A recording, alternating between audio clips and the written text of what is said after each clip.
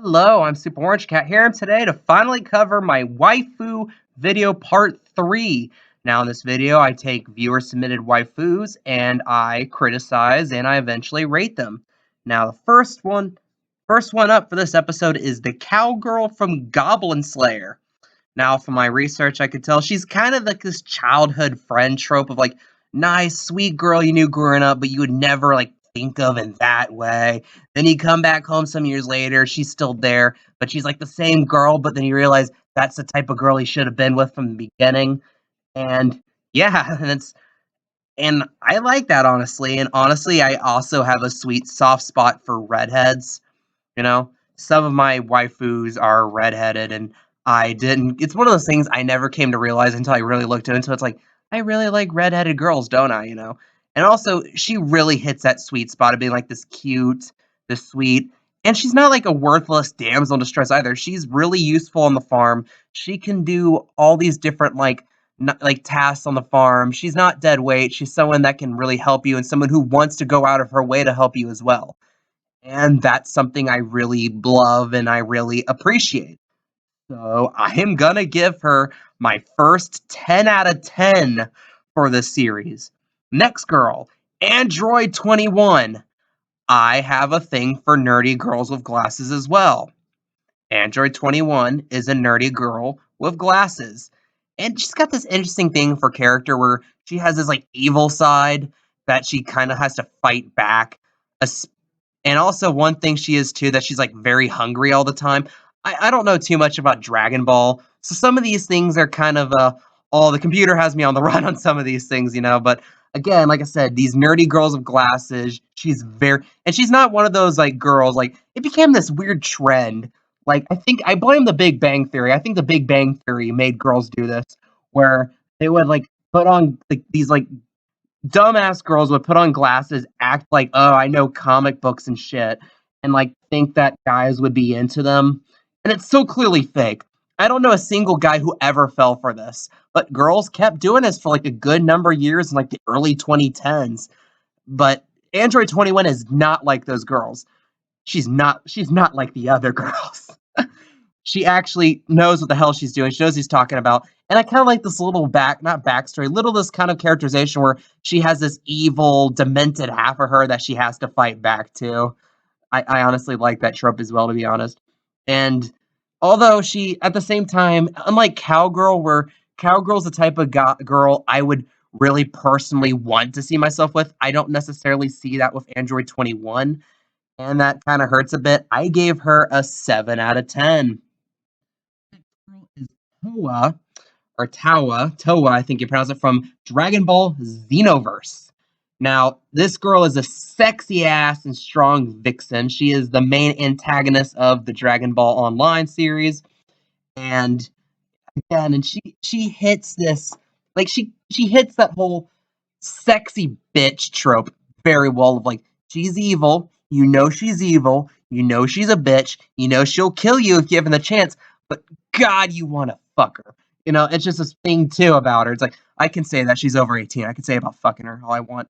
But at the same time, she also is this like personable, she fights for her family side too. And that makes her a multi-dimensional character that really based on appearance screams a one-dimensional villainess.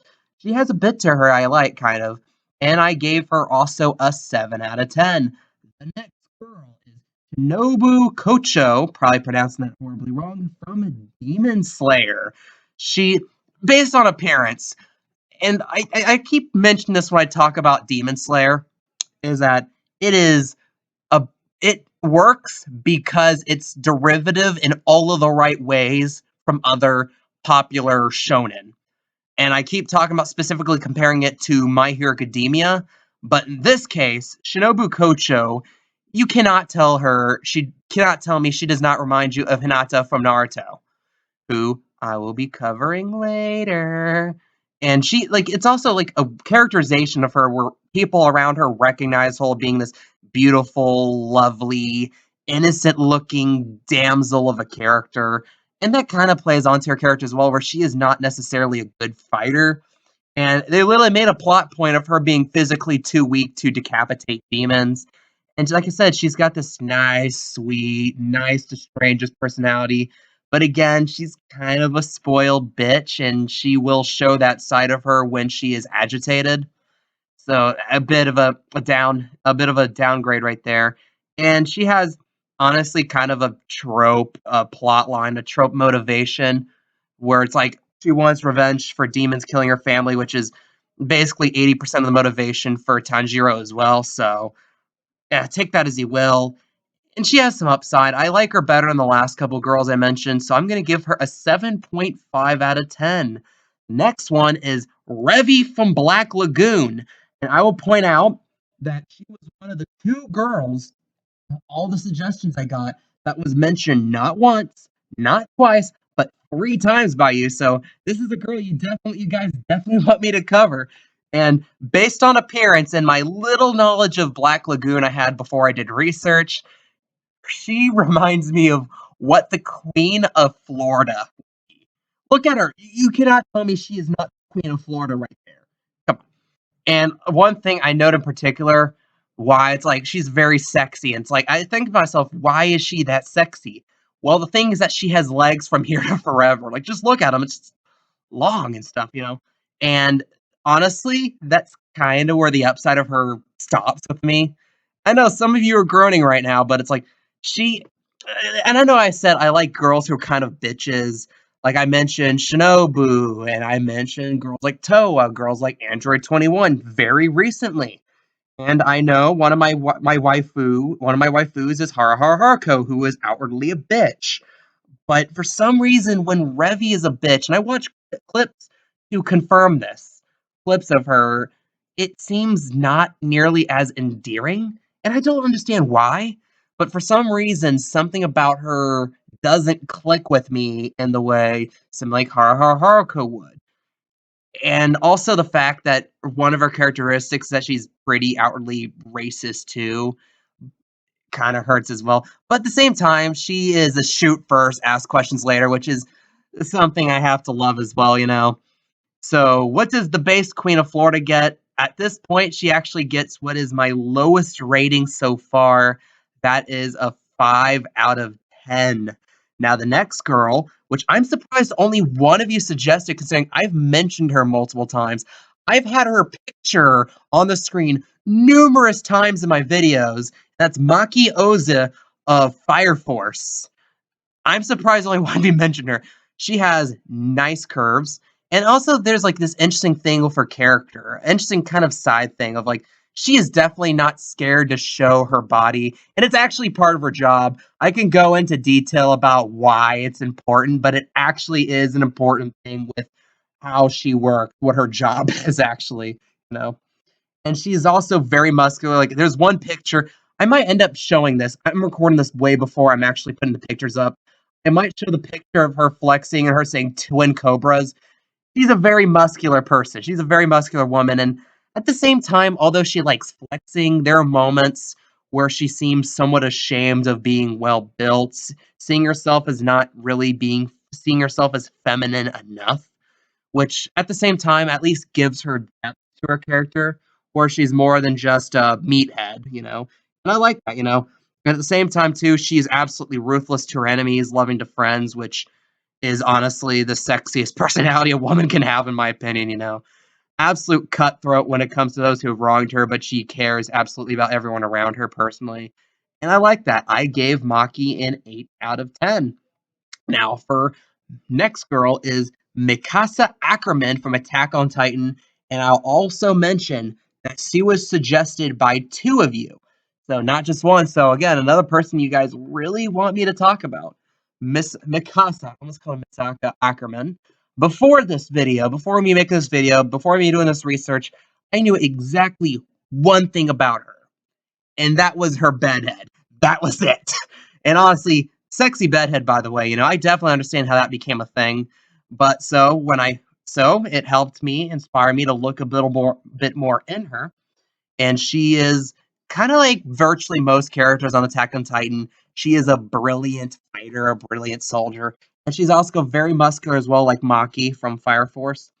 But at the same time, one thing that kind of really knocked her down, in my opinion, was that She had a very cynical and Nietzschean opinion of the world. But at the same time, it showed, oh, she was sweet and loving as a kid, but her parents got killed by fucking Titans and shit. Tennessee Titans showed up and killed her family. And she became a bitter person from that. Honestly, I from what little knowledge of Attack on Titan I have, I think that's like 2/3 of the characters' backstories. And honestly, that really takes her from being this separate character and kind of puts her back in a mold in a way. And that was a bit of a downbeat for me. So I gave her a 7 out of 10. Now for the next girl I am covering, and that is Fujiko Mine from the Lupin the Third series. Again, I'm surprised only one of you asked about her. I've shown her multiple times as well. What I like about her is that she is an absolute subversion of the Bond girl trope. Like you watch, like especially like the early '60s Bond villain movies. It's like, oh, it's the sexy eye candy that works for the villain that turns to James Bond's side because she falls in love with him.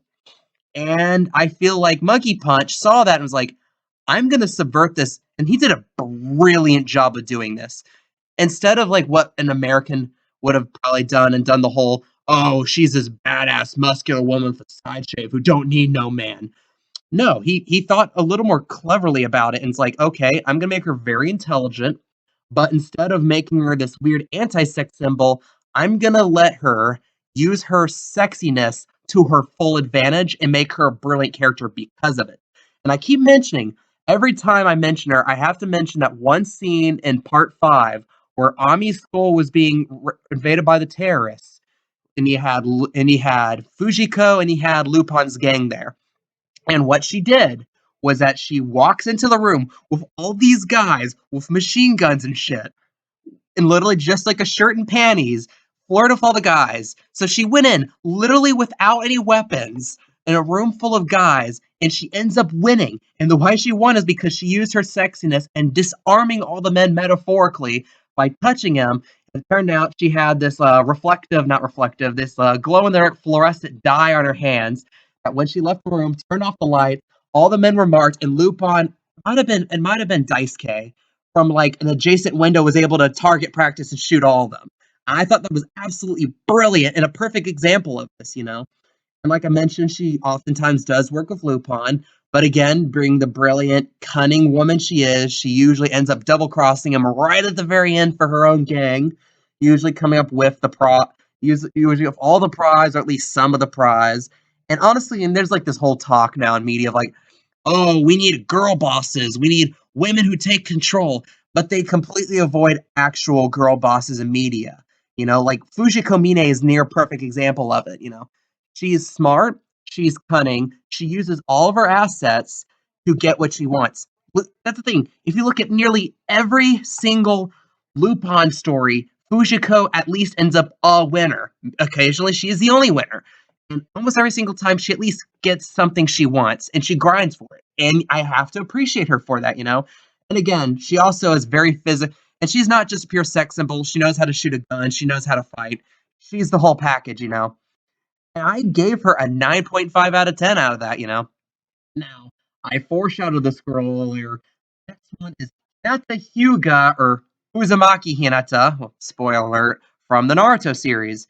Now, when I first saw one of you suggest her, I was excited because I immediately thought of this great analogy to basically perfectly describe Hinata. Like, and especially if you're a guy, you probably can relate to this some way. Like when you're like 13 and you first, hit puberty or something, you start looking into like, oh, that girl's cute, that girl's cute.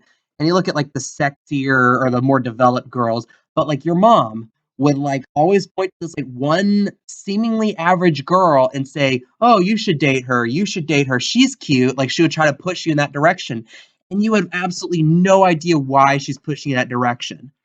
And then like 10 years later, you think back and realize what you look for in a girl's changed, and you realize that was the perfect girl for you, the girl that your mom suggested. And that's honestly what Hinata seems like to me. And that's something I noticed when I first watched Naruto. If I had a waifu from it, it was probably Sakura. I'll admit that. And it's one of those things I didn't really realize until a little later. Sakura is kind of a bitch, a dumb bitch, but Hinata is smart, and she's a caring, nice person, and she honestly really always kind of cared and had this torch for Naruto. And you really, when you watch back the series, you really understand how good a character she really ended up being, you know? And like I said, she was inspired by Naruto to overcome personal struggles. And Naruto was like one of the few people that would stand up for her when she was a young girl, too, which speaks a lot to his character. And Hinata also, she always wants to be sweet and kind to others, which might be tough with considering all the shit they had to go through as a ninja in particular, you know. And she kept that through, and her that kind of came to a detriment because if you know her backstory, you know how her dad did not like her necessarily being the sweet, kind person, you know.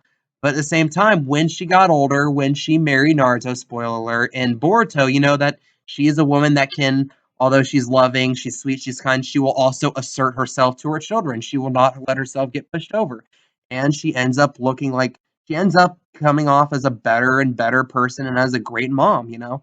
And although someone like Fujiko, where I was bombastic about how much I liked her, gave her a 9 out of 10, 9.5 out of 10, I'm going to give a more patient, a more reserved, but again, another 9.5 out of 10 talk about Hinata. So the last girl I'll be covering this video is Irina Nakiri from Food Wars. And I'll also point out that two of you mentioned for me to cover her. Now, she's also like, she's also she seems like a borderline tsundere in a way. Like she's like in a weird way she reminds me so much of Taiga Asaka from Toradora, where she's like this beautiful woman, but she's also this absolute bitch to everyone. Where if you knew Toradora, you know, like they'll keep talking about like, oh yeah, all these boys had crushed on Taiga, but she scares boys. Like she uses her like staff and beats people with it, and that's something that only Ryuji was kind of able to put up with, you know. Ryuji, and to a lesser degree, Minori, because I was like her only best friend at that point, too. Irina is kind of the same way, too. Like, for example, this would have been the very first episode where it was the whole tryouts for the cooking school. You have all these aspiring chefs in the room with Soma, and the person came in and is like, oh, by the way, Irina Nakiri is going to be judging your dish. If you if you fail, you'll never be allowed in. You have 1 minute. You can decide to stop now. We won't blame you. We will welcome you back to try out next year. And like Soma looks right back, and every other single person is left because she has this reputation. She's this mean, cunning bitch, you know, and she uses that to her benefit. And also, like most tsunderes, it's to cover up the fact that she feels weak inside, you know, relative to the high expectations that her father and her family put on her for having the golden palate, you know. But at the same time, too, as the show goes on, you can see little cracks start to appear and realize she really deep down is a nice, caring person, but she keeps up this bitchy upfront facade because, well, she was expected to. And she was had this upbringing where she had to be tough to survive. And that's something I thought was pretty interesting too. And although like I like that, at the same time, she doesn't really seem that unique a character. I mentioned how much she parallels with a character from Toradora, so and that's something that weighed down on me a bit. And Taiga isn't my best girl from Toradora, by the way. Far and away, my favorite Toradora girl is Minori. At the same time, that's another thing with my redheads, I guess. At the time, I ended up giving Irina a 7 out of 10, which is kind of my baseline score of I didn't really hate her. I didn't really like her that much, but you know, I could definitely see why people like her. And yeah, so that's it for Waifu Part 3. Now stay tuned for my next Waifu video, which will be coming sometime in the hopefully soon future. I'm looking at some of the names I'll be covering next video. Some pretty big names, including the other girl that 3 different people suggested me to cover. So there you go. What do you guys think? What's your opinions? Did you like the waifus I covered? What are your waifus? Leave your comments, leave your opinions down below. I am the Super Orange Cat, and that is all.